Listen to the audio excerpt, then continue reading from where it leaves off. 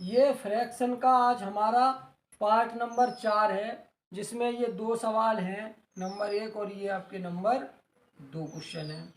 इसमें ये है कि 1.36 पर एक बार है और 3.333 पर ऊपर बार है। यानी कि बार एक कोष्टक होता है, जैसे 4 कोष्टक होते हैं, बार कोष्टक, उसके बाद छोटा कोष्टक, उसके बाद मझला कोष्टक, उसके बाद बड़ा कोष्टक। तो ये इसको आपको किस में बदलना है? भिन्न में, यानी इनको भिन्न में बदलना है।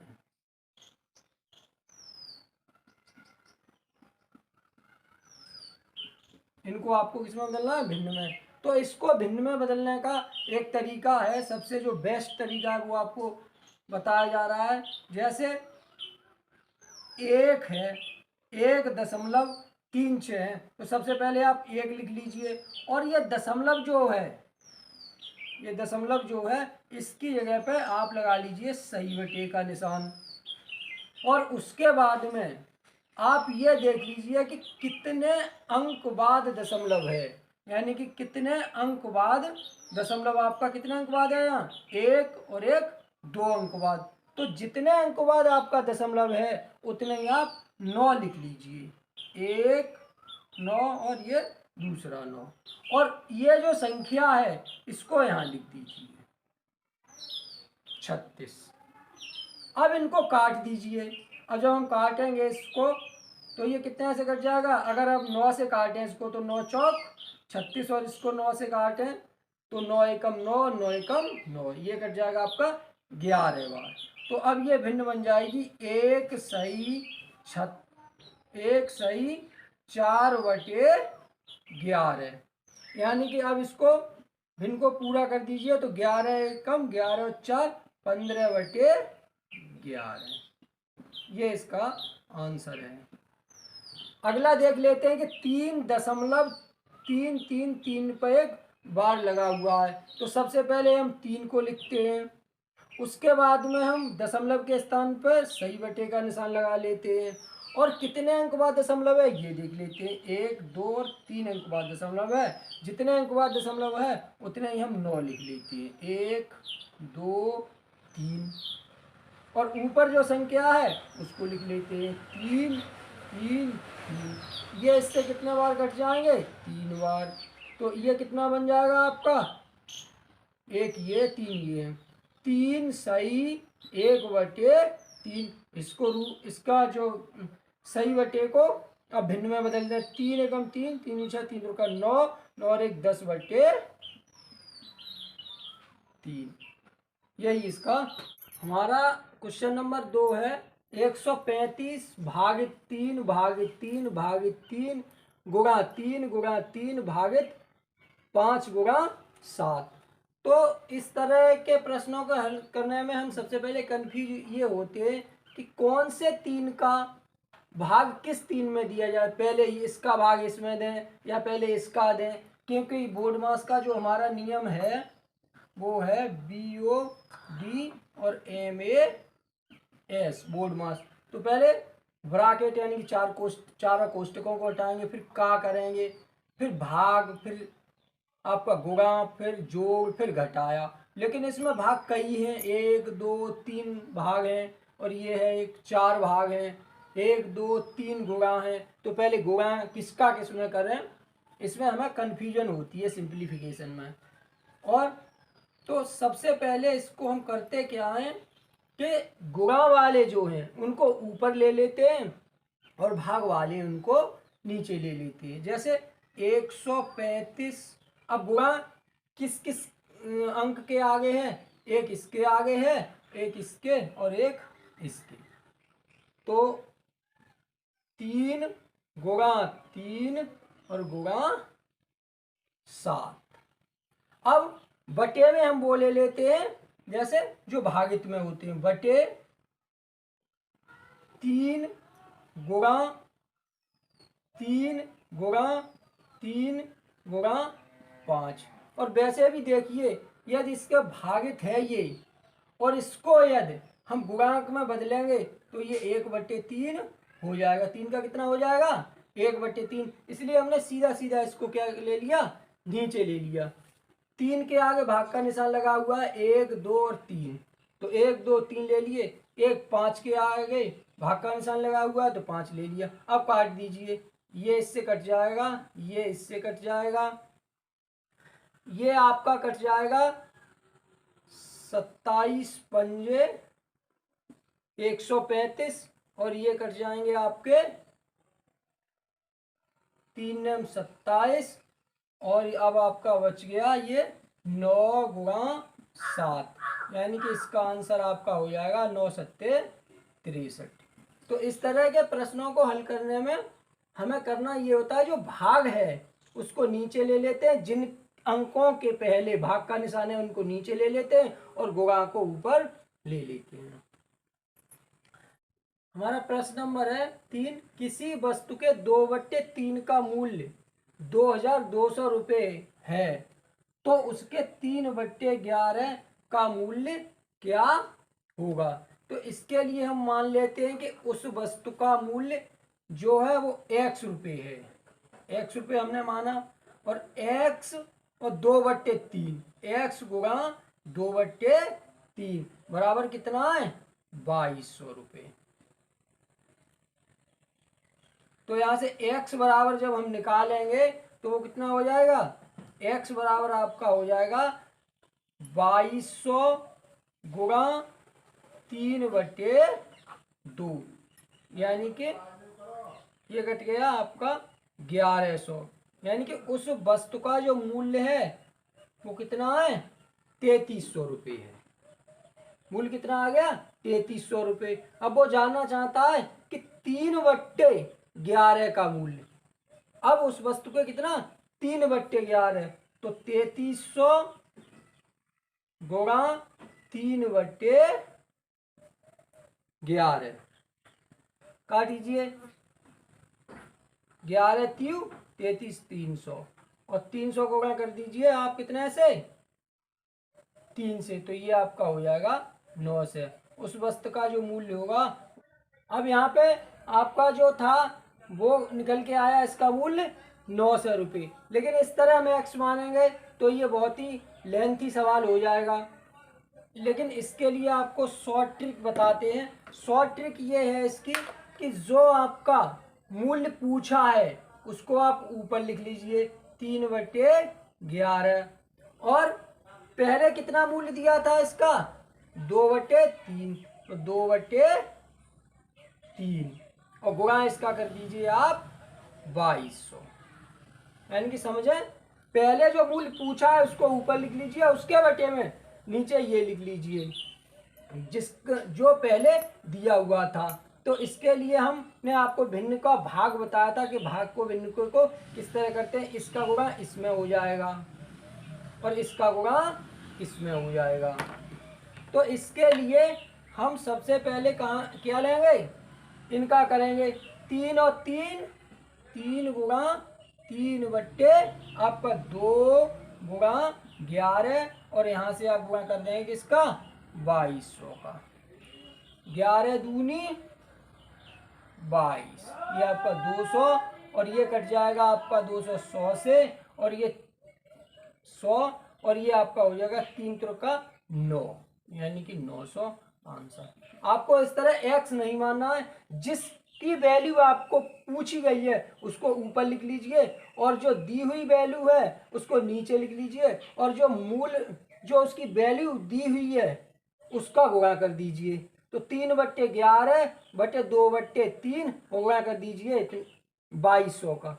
तो हमने आपको बताया कि ऊपर की संख्या ऊपर लेते हैं और नीचे की संख्या को नीचे लेते हैं। तो 3 गुणा 3/2 गुणा 11, ये गुणा 2200, ये आपका कट के आ जाएगा 100, और 100 में आपको 9 का गुणा हो जाएगा, आंसर आ जाएगा आपका 9। ये हमारा प्रश्न है, प्रश्न नंबर 4, किसी भिन्न के अंश और हर में 1 जोड़ा जाता है तो उसका मान 2 तथा 1 घटाया जाता है तो उसका मान 4 हो जाता है, वह भिन्न है। यानी कि एक भिन्न है जिसके अंश और हर में यदि 1 जोड़ दिया जाए, थोड़ा अलग क्वेश्चन है, 1 जोड़ दिया जाए तो मान 2 हो जाता है, जबकि और एक घटाया जाता है तो उसका मान 4 हो जाता है। ये बड़ा अलग सा प्रश्न है, क्योंकि जोड़ने से कोई चीज़ बढ़ती है और घटाने से घटती है, लेकिन इसमें जोड़ने से घट रही है और घटाने से बढ़ रही है। तो इस तरह के प्रश्नों को हल करने के लिए हम क्या मानते हैं, भिन्न को x बटे y मान लेते हैं, अंश में एक जोड़ देते हैं और हर में एक जोड़ देते हैं और इसका मान 2 हो जाता है। ये एक समीकरण बन जाता है। दूसरा आपका समीकरण बन जाएगा x और इसके हर अंश में एक घटा दिया और हर में एक घटा दिया, -1 बराबर ये आपका 4 हो जाएगा। इन समीकरणों को आप जब हल करेंगे तो हमें x y का मान ज्ञात होगा।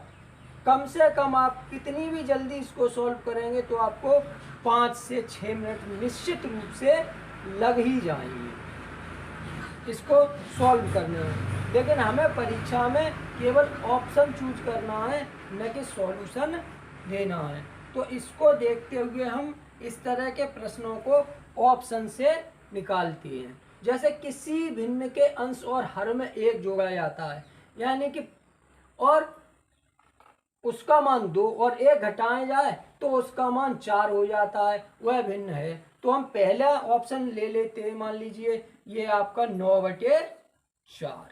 अगर इसमें एक जोड़ दें तो ये हो जाएगा 10/5, यानी कि इसने पहली कंडीशन 5 दूनी 10, यानी कि 2 तो बच गया।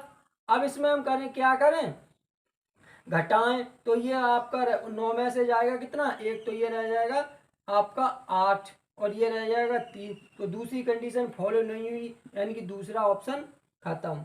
तीसरी आपका है, ये तो देखने से ही लग रहा है कि इसमें एक जोड़ा जाए और इसमें एक जोड़ा जाए तो भाग जाएगा नहीं, ये भी खत्म।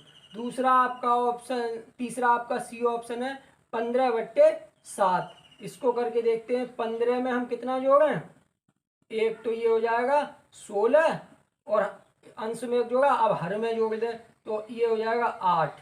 16/8 पहली कंडीशन फॉलो की।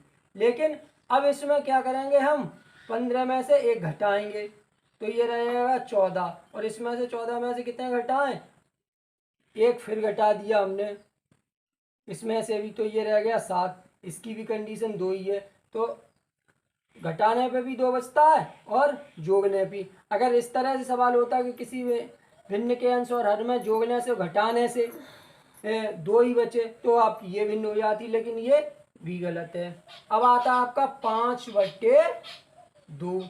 इसमें आप इसके अंश में एक जोड़ दीजिए तो इसका अंश हो जाएगा 6 और हर में भी एक जोड़ दीजिए तो ये हो जाएगा 3/2, यानी कि इसने पहली कंडीशन तो फॉलो कर दी, एक जोड़ा तो 2 आया। अब देखते हैं दूसरी कंडीशन। दूसरी कंडीशन में अंश में से एक घटा दिया तो ये 4 बच जाएगा और हर में से भी हमने क्या किया, एक घटा दिया तो एक का भाग देंगे 4 में तो ये हो जाएगा 4, यानी कि ये जो ऑप्शन है आपका ये इस कंडीशन को फॉलो कर रहा है। तो हमारा ऑप्शन कौन सा हो जाएगा, डी। इस तरह के प्रश्नों में मैंने पहले भी वीडियो में बताया है कि आप ऑप्शन से चूज करें।